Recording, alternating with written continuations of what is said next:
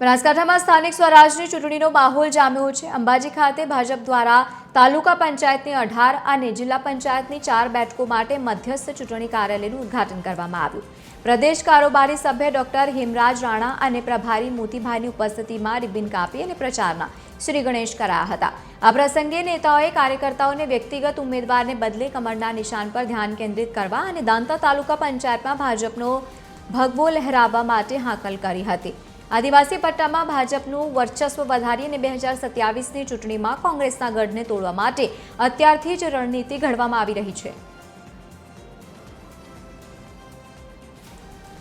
કોંગ્રેસના અને અન્ય પક્ષના ઉમેદવારો પણ અમને સમર્થન આપી રહ્યા છે અને આ વખતે અમે બધાએ સાથે મળીને સંકલ્પ કર્યો છે કે અમારી જે 18 બાકીની તાલુકા પંચાયત બેઠકો છે એ 18 અમે આ વખતે જીતવાના છીએ। અમારી 4 જિલ્લા પંચાયતની બેઠકો પણ જીતવાના છીએ અને આ રીતે અમે જે કોંગ્રેસનો ગઢ છે એ તોડી અને આવનાર ભવિષ્યમાં જે 2027ની વિધાનસભા ચૂંટણી આવી રહી છે એમાં પણ આ વખતે અમે કોંગ્રેસનો ગઢ તોડી અને ભારતીય જનતા પાર્ટીની વિધાનસભા બને એનો પણ અમે સંકલ્પ સૌ કાર્યકર્તાઓ મળીને આજે કરેલો છે।